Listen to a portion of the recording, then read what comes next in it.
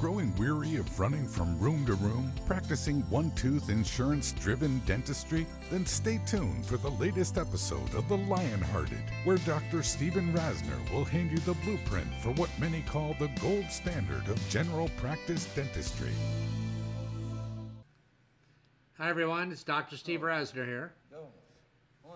Welcome to another episode of The Lionhearted. I'm trying to get pretty fancy on you now. I've now grown to 2 computers. They're old, by the way. I didn't buy anything new. Introducing music that I like, because I do like music. This is Gil Scott-Heron. So, who knows? Before you know it, maybe I'll be on television. But you didn't tune in to hear all that. You tuned in to talk about making our dental practices great and a fee-for-service. So let me turn down the music and get to why you tuned in tonight.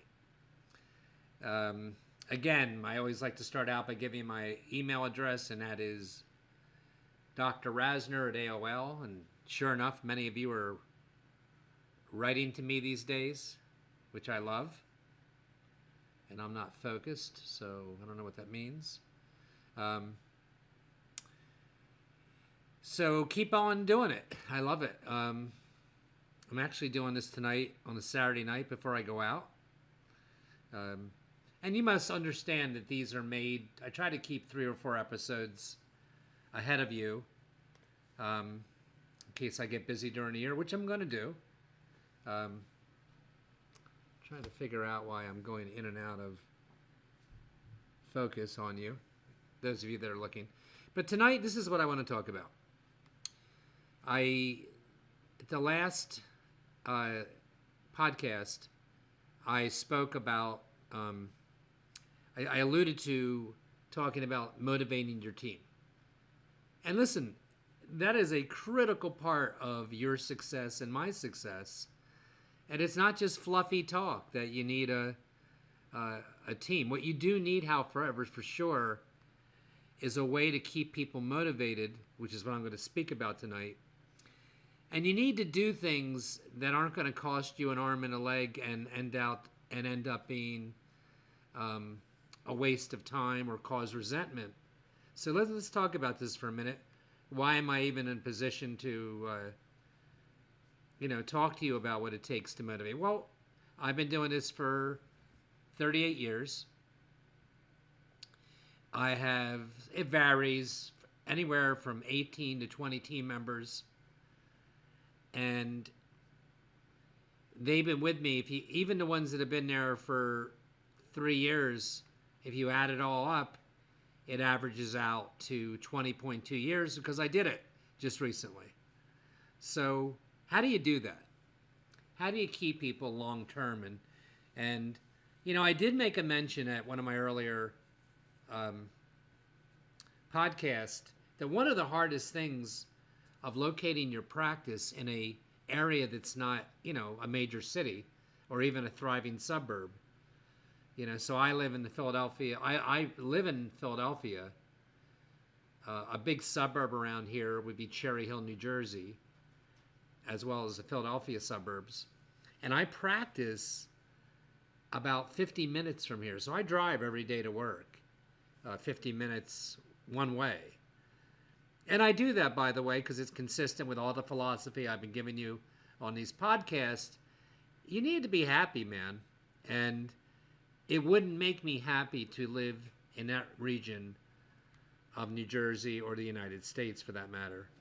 And I have a very lovely practice, so I'm not willing to give it up. So I'd rather drive. So you don't have to explain that to anyone. I think it's really important that you love where you are when you're not at work, so, but one of the hard things is when I put an ad in for any staff member, sometimes I don't get anybody because I've alluded to the area that I'm in southern New Jersey, that's not a real desirable spot. And it's a consequence, not a lot of people, if they have choices, if a person can get a job in Cherry Hill, New Jersey, or other areas, within 30 or 45 minutes from my office in Vineland, that's probably what that employee is going to take.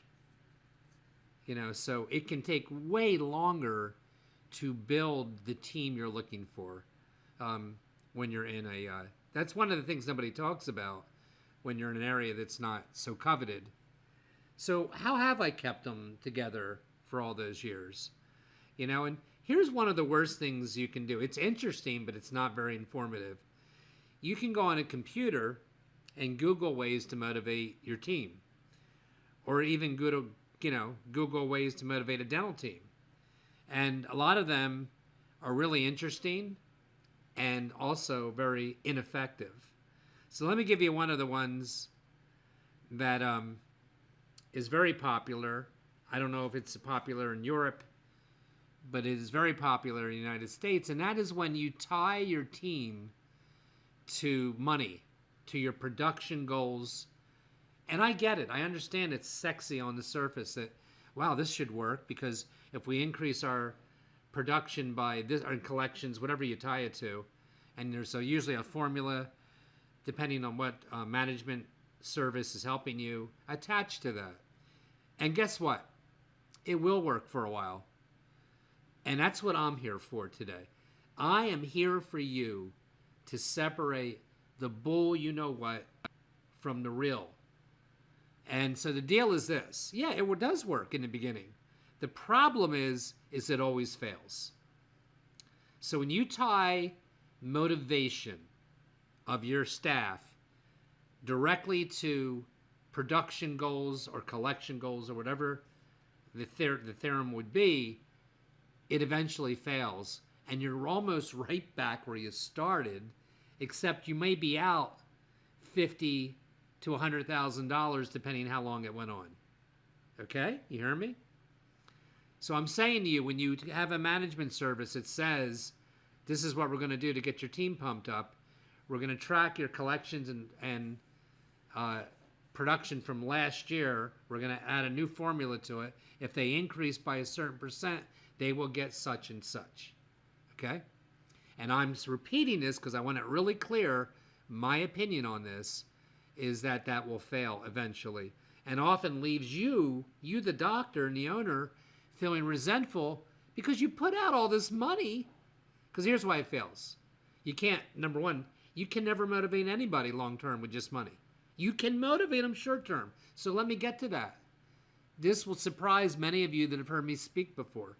I think it's okay to do that, to jumpstart a year. Like, it would be okay to me if you went to your team and maybe for the first quarter of any given year, or maybe you kicked it in at the second half of the year because you're having an off year, but they know it is a transient a program that's not going to be permanent. Look, you got to deal with people real. And your staff are just people. They're real people. They have to understand where you're at in your career. Lots of you are just starting, so you don't even have anything to compare to. You have expenses that guys like me who've been out here for 4 decades don't have anymore, likely. There's a lot that goes into all that stuff. So I don't want you to get carried away and put too much into this. If you want to write me privately at Dr. Rasner AOL, I'll give you the specific programs I've used to jumpstart sometimes. And it's like a game. It really actually is. Where I know and they know, hey, listen, over the next 3 months, this is what I'm looking to do.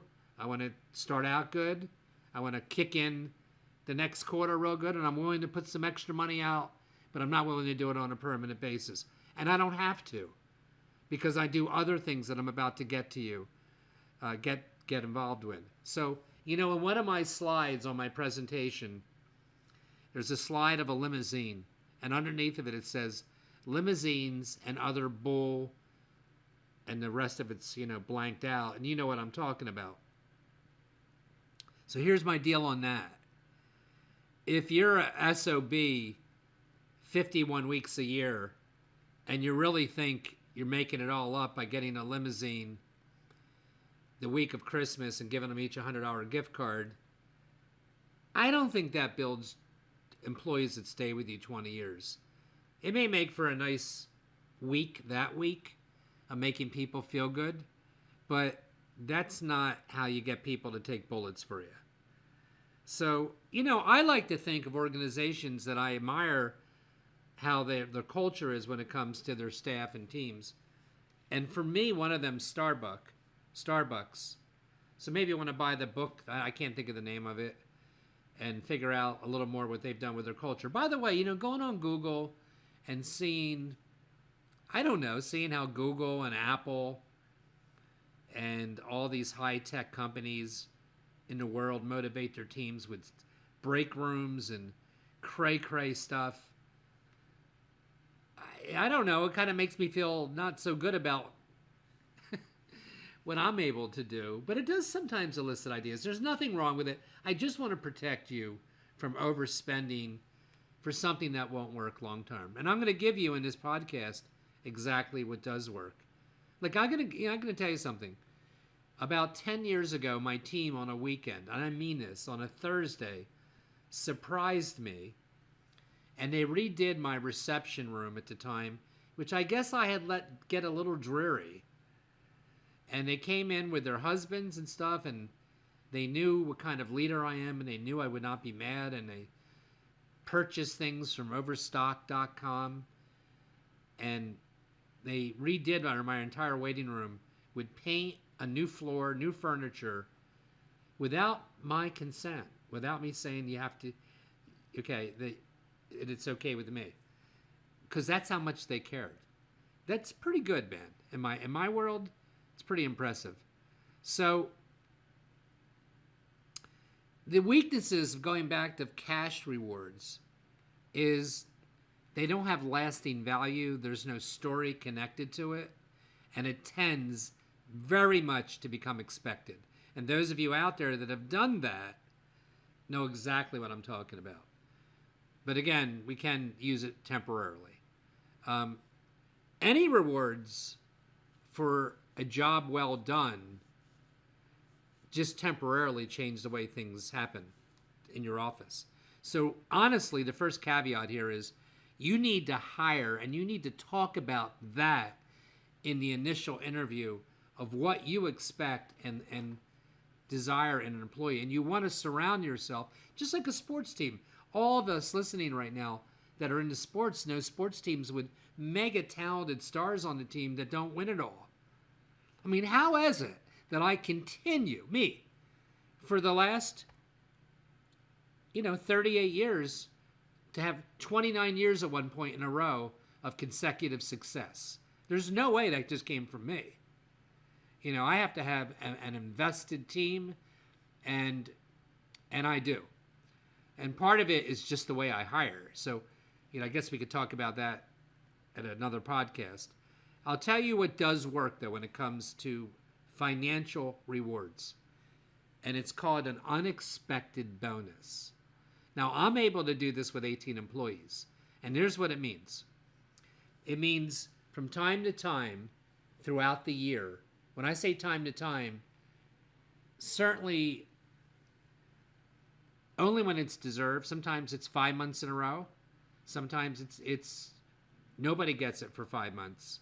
And what I'm referring to is I will give a check besides their pay of anywhere from $250 to $500, acknowledging specific things I've noticed that they've done. Go Google it if you don't want to take my word for it. Unexpected bonuses are the most reinforcing bonuses in the world. So when somebody gets something that they were not expecting from you. Now, by the way, you can twist this off a little bit. Let's say you have a brand new dental assistant, or in my office, we have sterilization assistants as well that turn the rooms over and sterilize instruments all day. I actually have 2 people out of the 18 that do that job all day. So I'm that guy in my office that I want it pristine clean all the time, everything, including opening the drawer, looking down at the floor, and looking into my sterilization area. And I know that, and I also very kind to my dental assistants in that most of the time, except at the end of the night, they don't have to turn rooms over because I have these 2 employees. Well, one of them right now wants to get her x-ray license. One of them already has it. So they're usually at the newer end of a dental assistant career, right? Or maybe it's a stalled career. Maybe it's somebody that was out of work out of the industry for 10 years with children, and now they're back in and they're rusty. So this is a way back in. And one of them wants to get an x-ray license, which is $400 to go to school at night. So I'm paying for that. So there's other ways. Like I admire. This is a good story. So she's the newest one in my office, and her mother's a patient, and she worked for me years ago, and came back in now. And she's a young girl, probably in her early 20s, and she's really good. I mean, she writes on the schedules every day a motivational thought. Now, nobody's ever done that I can remember in the 4 decades that I've been a dentist. But she does every single day, and she never, ever does not do it. And, it inspires me. I mean, maybe I go 3 days in a row and I never even look at it to see what she wrote. But she does that. And she wants to be really good at even what she's doing. You know, she's not the head hygienist. She's not the head dental assistant. She's a sterilization assistant. And she more than deserves this unexpected bonus. So that's what I'm doing for her. And you can do it a lot of ways. To me, it's like a small community when you're in a dental office. And it's even easy for me to kind of know. And I have people, that's what I mean by hiring correctly. I have people on my team that want other people to get something. They'll actually say, do you know that such and such hasn't had a raise in quite a time? She's working really hard, and she just got a brand new car. I don't even know if you know that, Doc. That's what they call me, Doc. And sometimes I'll make a payment. There's a million stories I can give you.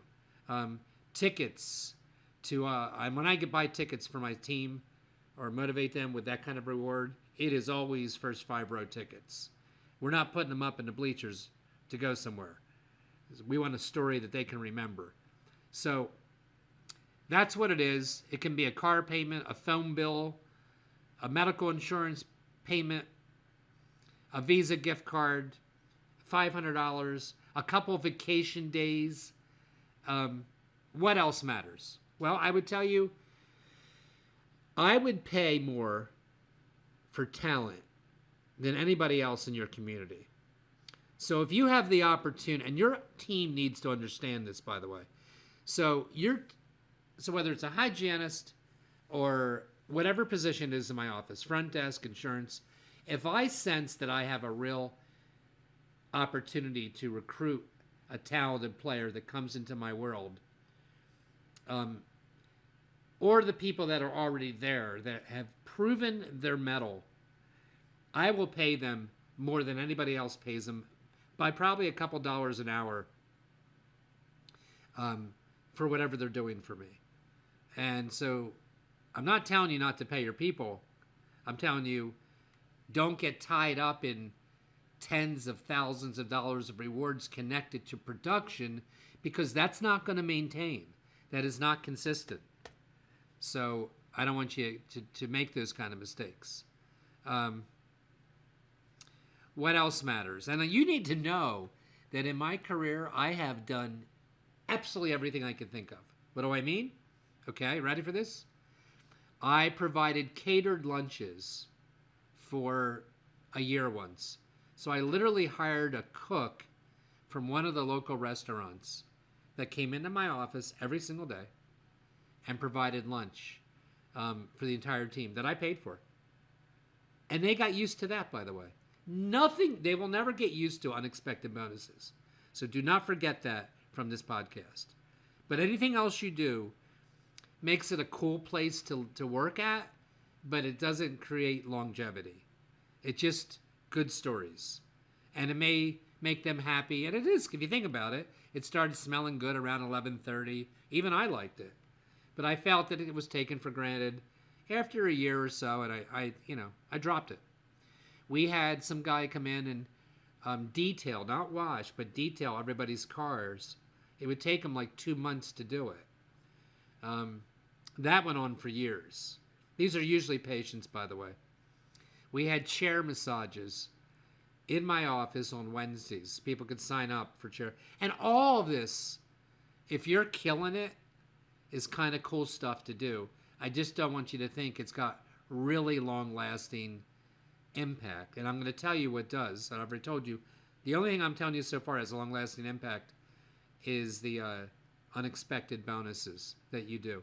And you know, you can't just use that as an excuse not to do that. If you're going to use that method to motivate your team, then you have to be on the look for who deserves it. And you have to have a key staff member that will help you and is selfless and doesn't mind telling you, won't tell you, hey, it needs to go to me every month. Okay. I think what you need to think about in general to motivate your team is to be positive, be fair, and surprise them often. So let's talk about that. I said be positive, be fair, and surprise them often. Well, being a positive force may be a lot more important than you think.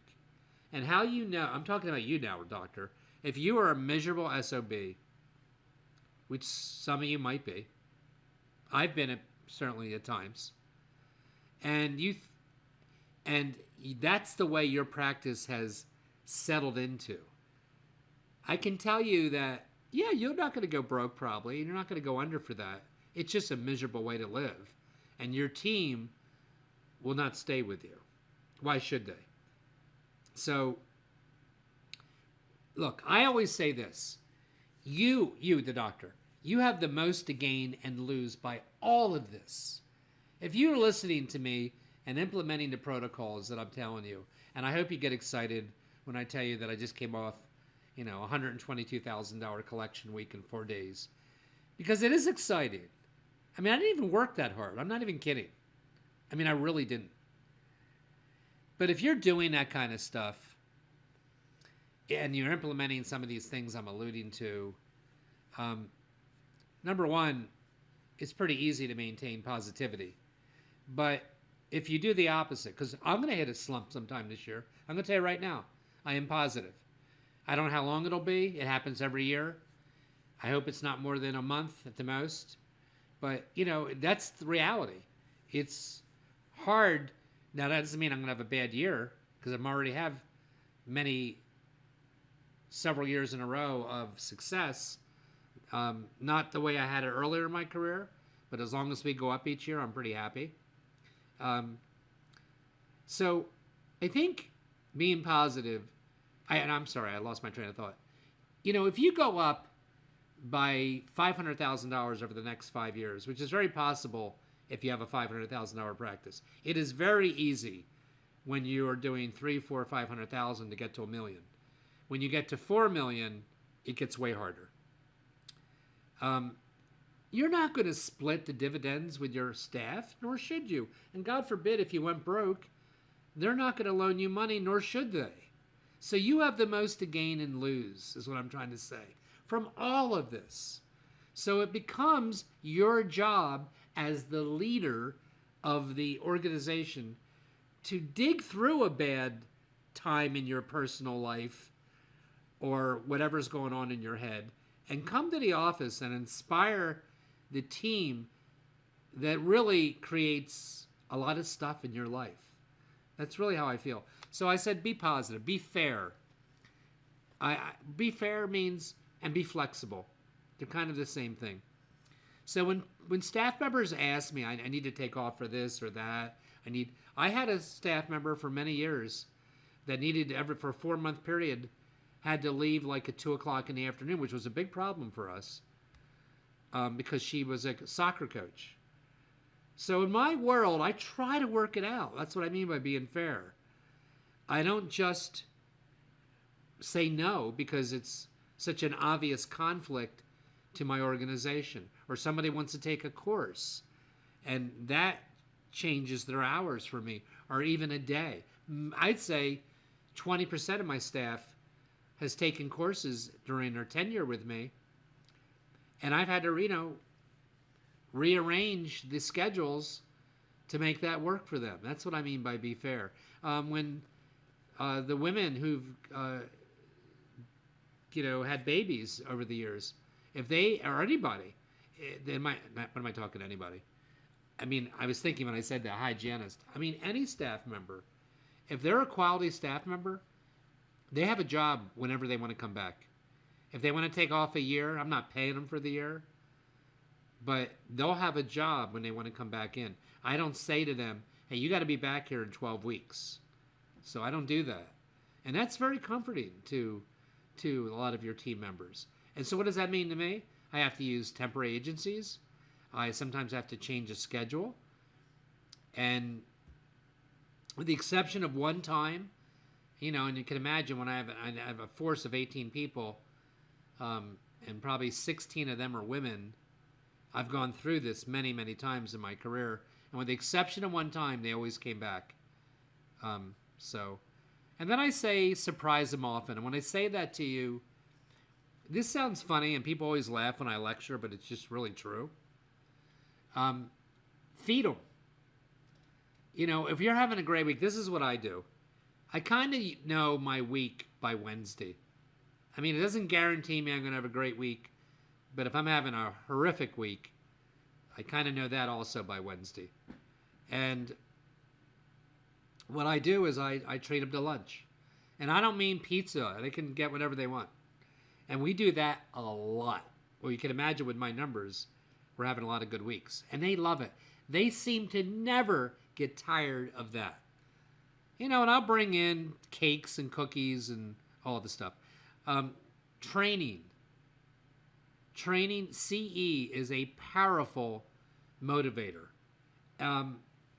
Early in my career as a speaker, I had a special permit from the Four Seasons hotel chain because I asked for it. That's how hard it was. I stay at the Four Seasons a lot around the world because I love what they stand for, and I love how they run their hotel, or the Ritz-Carlton. By the way, I'm not a diva in general. I don't wear a stitch of jewelry. I don't even wear a watch. But when I go away, I like to go away nice. And I'm always impressed by how they run their hotel.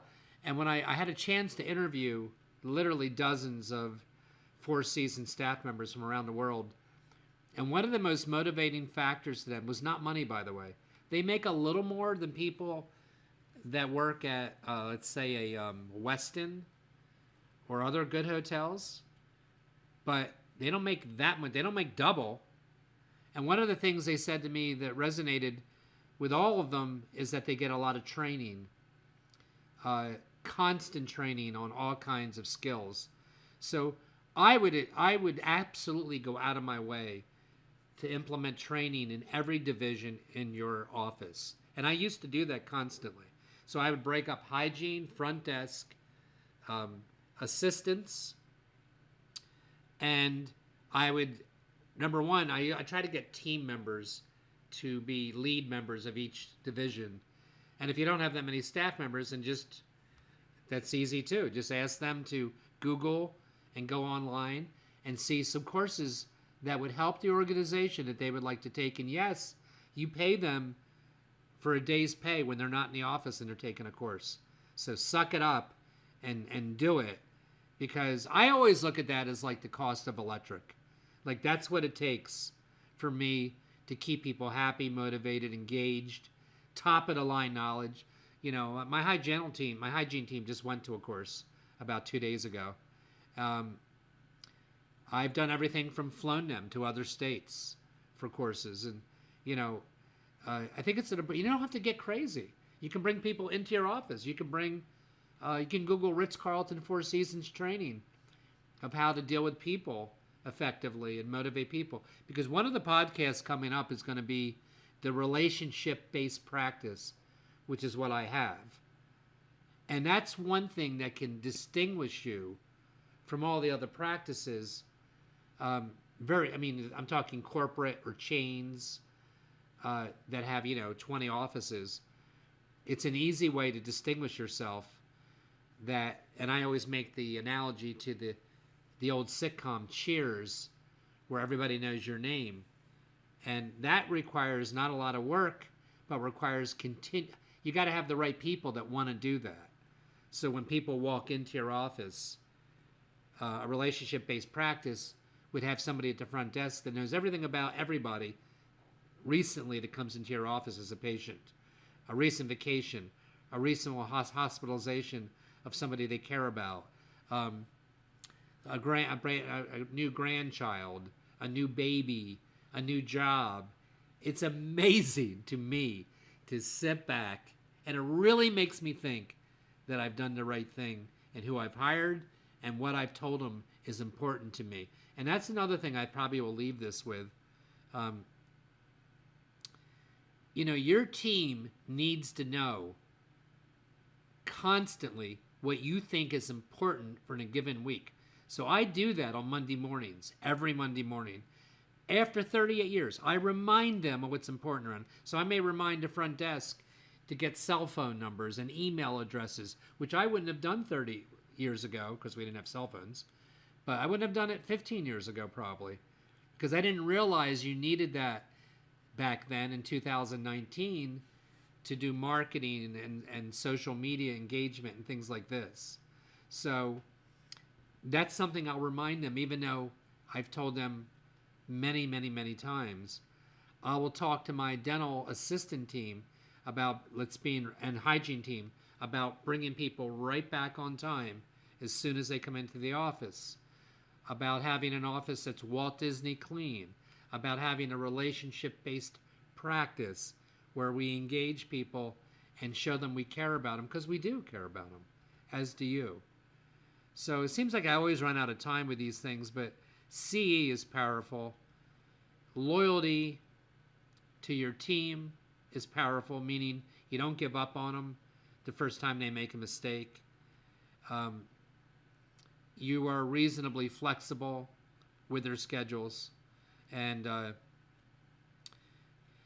things like this. I can send you more information on this if you want to know, like things that you can look for in an interview. There's a famous slide out there that says these require zero talent, and that would be being at the practice on time or before time that you're due, work ethic, effort, body language, energy, attitude, passion, being coachable, doing extra, being prepared. Any staff members listening, you don't go to your boss after 5 years without a raise because you haven't had a raise in 5 years. You go to them because you want to demonstrate how you can bring one of the things I just said to the organization. You can make it more relationship based. You can take over functions. And that's another thing I'm going to have to talk to you about, where everybody in your staff needs an accountability book. Each staff member needs to be accountable for specific things, and they need a track record that you can go to, whether it's a computer or a hard copy book, that you can check whenever you need to check that things are being done the way you were told they were being done. So again, I hope this has helped some of you tonight on what it takes to motivate your team. These have been fun for me. Somebody from Sri Lanka downloaded me recently. So as I said, I'm learning the world map. I appreciate all you guys. I hope I'm helping some of you. I have no other agenda. Look on Rasner Institute if you want to see some of my courses, those of you in the United States, and I'll see you on the next episode of The Lionhearted.